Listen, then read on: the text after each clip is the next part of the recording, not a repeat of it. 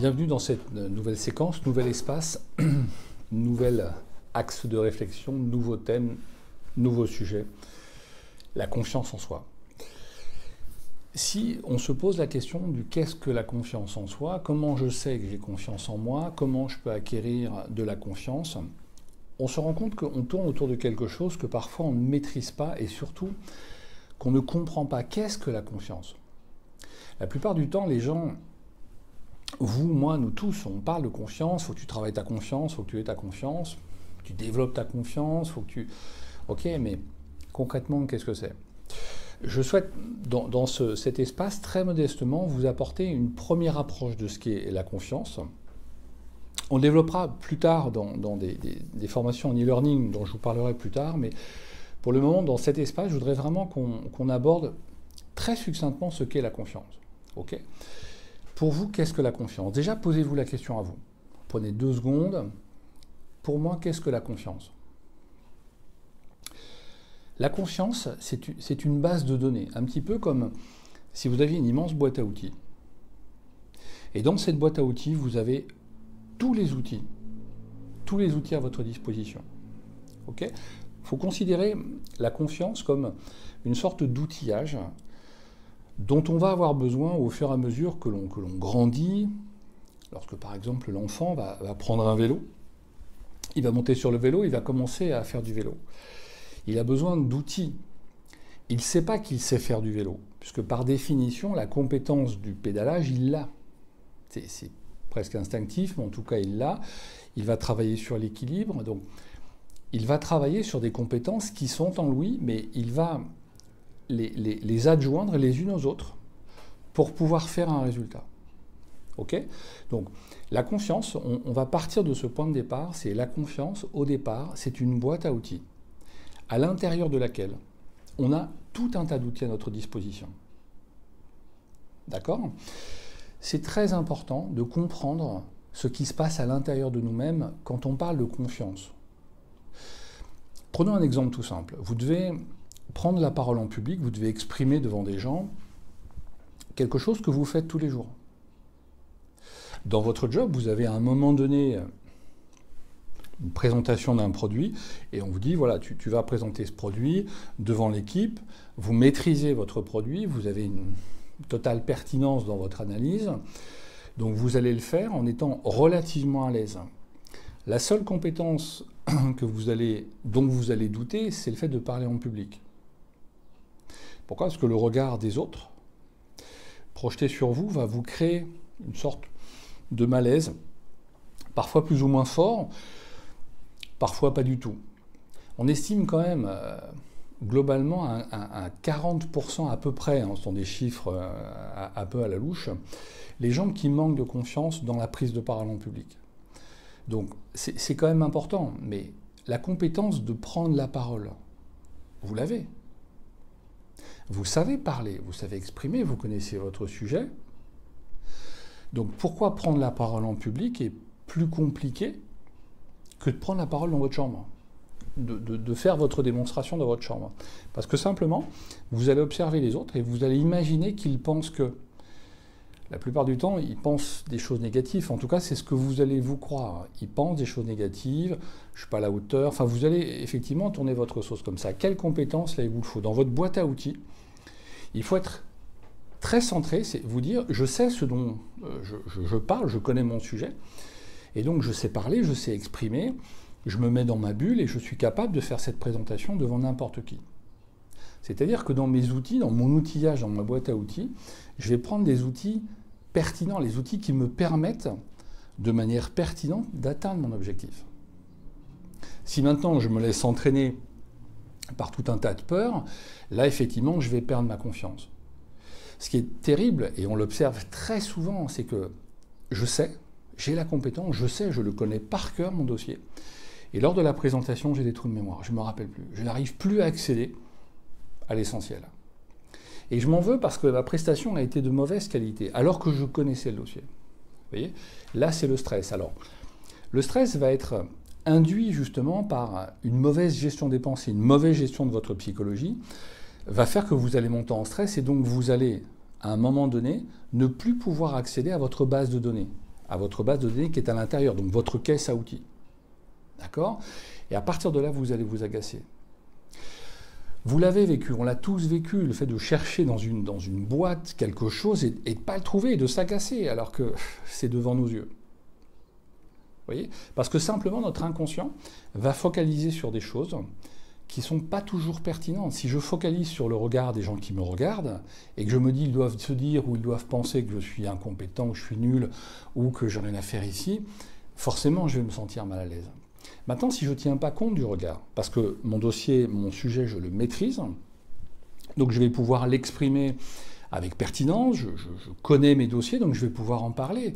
Le regard des autres, je n'en tiens pas compte. Donc là, les compétences dans ma boîte à outils, c'est que je suis centré en moi, je sais ce que je vaux, je sais ce que je suis, donc je vais pouvoir avoir confiance en moi dans cette prestation. OK ? Donc vraiment, la confiance, c'est une boîte à outils, c'est de l'outillage. La plupart du temps, les gens ne savent pas qu'ils peuvent faire les choses. Les gens ne savent pas qu'ils peuvent faire les choses. Et souvent, une fois que c'est fait, on est presque surpris, on se dit, mais c'est incroyable, jamais j'aurais imaginé réussir à faire un truc pareil. Et pourtant, j'ai réussi à le faire. Parce que simplement, dans mes compétences, dans ma boîte à outils, à un moment donné, j'ai réussi à réunir les bons outils. Parce que le niveau très important à atteindre dans la confiance, c'est l'accessibilité. C'est un niveau où je vais accéder à toutes mes compétences. Compétences requises au moment où je me trouve. D'accord? Je dois accéder à mes compétences tout le temps. Ça, c'est vraiment le niveau le plus, on va dire, le plus intéressant dans la confiance. Comment vous savez que votre compagne, votre ami, votre directeur a confiance en lui? Qu'est-ce que vous observez chez lui qui vous fait dire qu'il a confiance? Ça peut être le rythme de la voix, ça peut être la manière de bouger le corps, tout ce qui est communication non verbale. Ça peut être aussi la manière dont il tient le sujet.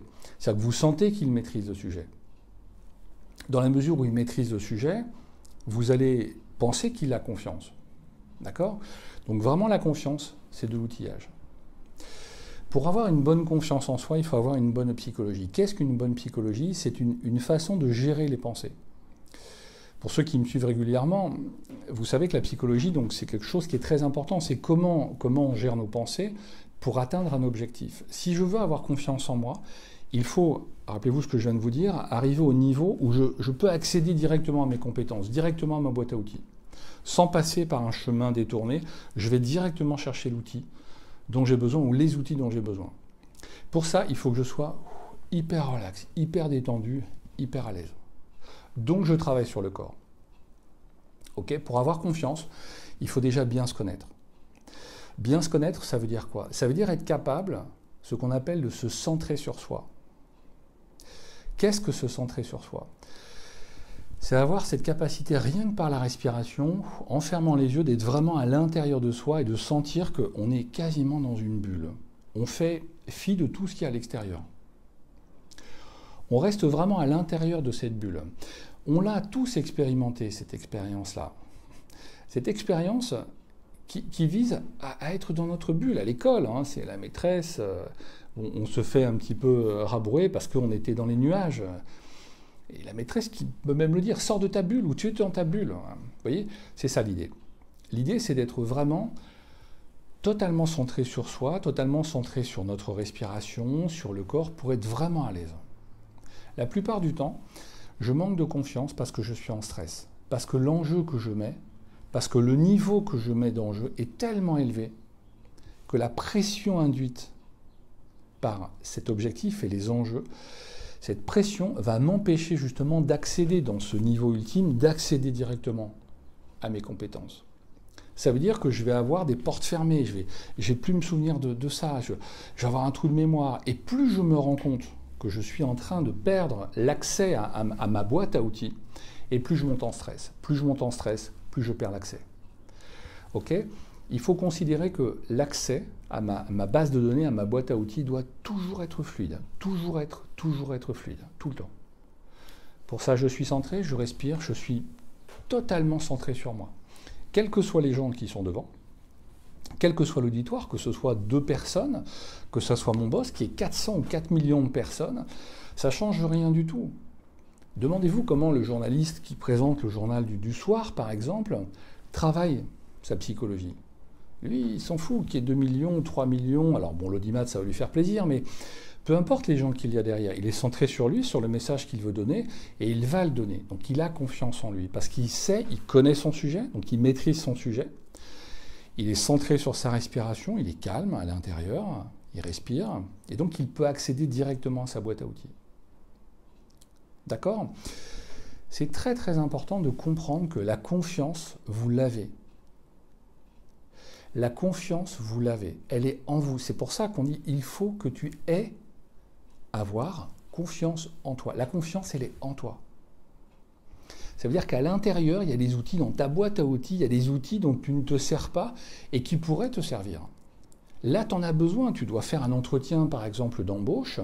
Ça fera l'objet d'un autre thème, mais un entretien, je vais le préparer. J'ai besoin d'outils pour faire un entretien. J'ai besoin d'outils pour pouvoir réparer ma voiture. J'ai besoin d'outils. Tous ces outils-là, je les ai à ma disposition. D'accord ? Je pense souvent que je ne les ai pas. Je pense que je n'ai pas confiance, je ne peux pas. Mais j'ai pas confiance, ça veut dire quoi? Tu n'as pas les outils, tu ne sais pas parler, tu ne sais pas tourner un tournevis.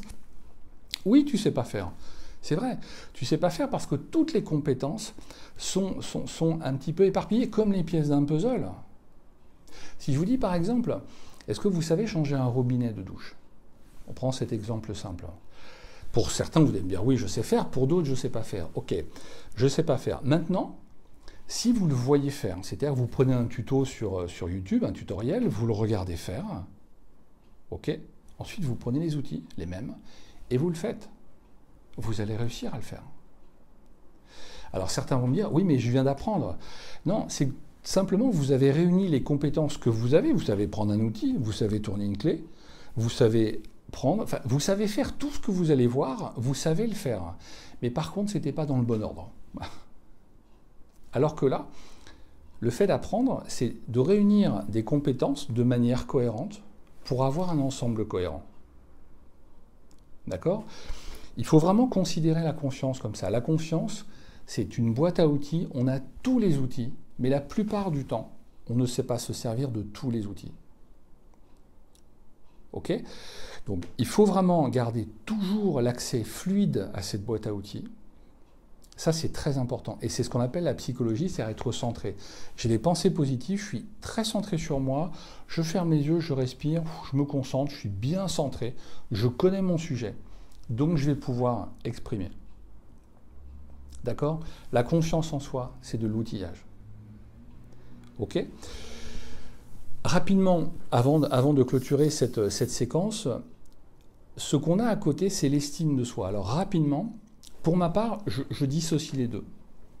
Déjà, je l'ai appris comme ça, et surtout, je l'expérimente comme ça. On a la confiance en soi qui est de l'outillage, et ensuite, on a l'estime de soi, d'accord, qui est les valeurs. C'est le réservoir à valeurs, l'estime de soi. Est-ce que je suis légitime? Est-ce que j'ai le droit de le faire? Est-ce que je peux me permettre de... Vous voyez, ça, c'est des valeurs. La plupart du temps, les deux fonctionnent ensemble. C'est-à-dire que la confiance, si je manque de confiance, c'est que l'estime de moi est légèrement faible. D'accord? Donc on travaille sur les deux, mais volontairement, je les sépare. Ça fera l'objet là aussi d'une autre intervention. Mais ce que je veux vraiment que vous arriviez à retenir, c'est que la confiance en vous, c'est de l'outillage. Donc partez du postulat suivant, c'est que vous avez confiance en vous. Vous avez ces outils, mais seulement apprenez à vous en servir. Apprenez à vous servir de ces outils, parce que ces outils, ils sont en vous et ils vont vous servir à faire des choses. Si ça ne réussit pas la première fois, c'est pas grave, c'est comme un puzzle. Reprenez, recommencez, reconstruisez pour arriver au résultat. Ok ? Portez-vous bien, passez une excellente journée. N'hésitez pas à vous abonner sur ma chaîne YouTube et je vous dis à très bientôt. Au revoir.